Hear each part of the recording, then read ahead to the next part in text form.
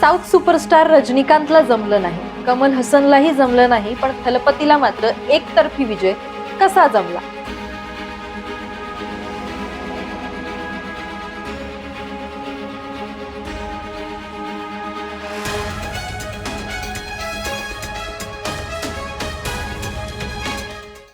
तामिळनाडूच्या राजकारणात विधानसभा निवडणुकीत जे घडलं तो फक्त निवडणूक निकाल नाही, तर एका नव्या युगाची सुरुवात आहे.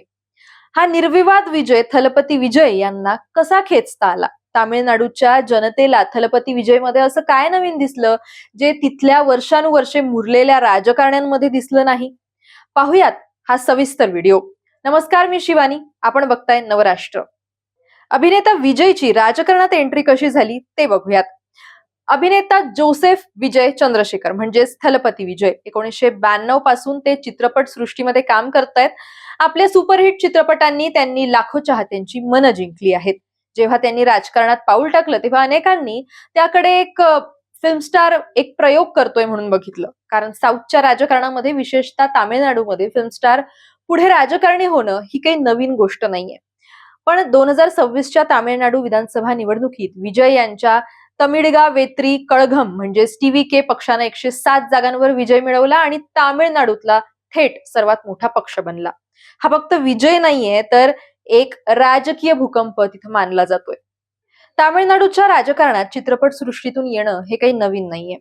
रजनीकांत यांची राजकारणात येण्याची चर्चा 25 वर्षांपासून सुरू होती. राजकारणात त्यांच्या प्रवेशानं मोठे बदल बघायला मिळण्याची सुद्धा शक्यता व्यक्त केली जात होती, पण प्रकृतीचं कारण देत त्यांनी एकही निवडणूक लढवली नाही आणि 2020 मध्ये ते राजकारणातून बाहेर पडले. कमल हसन यांनी मक्कल नीती मयम असा एक पक्ष स्थापन केला होता. त्याचा प्रभाव मात्र शहरी आणि मर्यादितच राहिला. अभिनेते विजयकांत यांनी द्रविडी राजकारणात सुरुवातीला मोठा प्रभाव निर्माण केला, पण आघाड्यांच्या राजकारणात अडकून त्यांची ताकद कमी होत गेली. म्हणजेच लोकप्रियता होती, प्रयत्नही होते, पण सत्ता मात्र दूरच राहिली. मग थलपती विजय यांनी असं वेगळं काय केलं? याच प्रश्नाचं उत्तर विजयच्या यशात दडलेलं आहे. पहिली चाल म्हणजे योग्य वेळ. विजयनं रजनीकांत यांच्याप्रमाणे वाट पाहिली नाही. 2024 मध्ये पक्ष स्थापन केला आणि थेट कामाला लागले. दुसरी चाल म्हणजे ग्राउंड लेवल वर जाऊन काम करणं. लोकसभा निवडणूक टाळून विजयनं पूर्ण लक्ष संघटन वाढवण्यावर दिलं.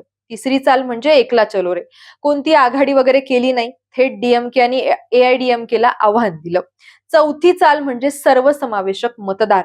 फक्त शहरी नाही, तर ग्रामीण, तरुण, महिला अशा सर्व स्तरातल्या मतदारांना आकर्षित करणाऱ्या योजना थलपती विजय यांनी घोषित करून टाकल्या.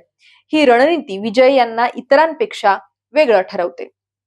तामिळनाडूमध्ये दशकानुदशक दोनच पक्षांचं वर्चस्व होतं, एक DMK आणि दुसरं AIDMK. पण यावेळी TVKने थेट या द्विपक्षीय राजकारणालाच एक आव्हान दिलं. त्याचं सर्वात मोठं उदाहरण म्हणजे कोल्हापूर मतदारसंघ. इथं माजी मुख्यमंत्री MK स्टॅलिन यांचा हा बालेकिल्ला मानला जाणार आहे आणि TVKचे उमेदवार VS बाबू यांनी तो जिंकलाय. 8,795 मतांनी झालेला हा विजय केवळ एक सीट नाही, तर सत्तेच्या केंद्रावरच हा थेट प्रहार मानला जातोय. तामिळनाडूच्या द्रविडी राजकारणातला हा बदल आता का महत्वाचा आहे ते जाणून घेऊयात. तर हा निकाल सांगतो की लोक आता पर्याय शोधत आहेत. स्टारडम पुरेसं नाही, तर स्ट्रॅटर्जी सुद्धा लागते आणि थलपती विजयच्या रूपानं तामिळनाडूच्या जनतेनं हे दोन्ही सुद्धा त्यांच्यात बघितलेलं आहे. रजनीकांत, कमल हसन, विजयकांत या सगळ्या अभिनेत्यांनी सगळे प्रयत्न केलेत, पण करून दाखवलं ते थलपती विजयनेच. सिनेमा जिंकणारा स्टार आता सत्तेचं रणांगण सुद्धा जिंकताना दिसतोय. तुम्हाला या सर्व विषयावर काय वाटतं नक्की कमेंट करून कळवा. बातम्यांच्या अपडेटसाठी नवराष्ट्राच्या YouTube चॅनलला सबस्क्राईब करायला विसरू नका आणि नवराष्ट्राच्या Instagram, Facebook चॅनलला सुद्धा फॉलो करायला विसरू नका.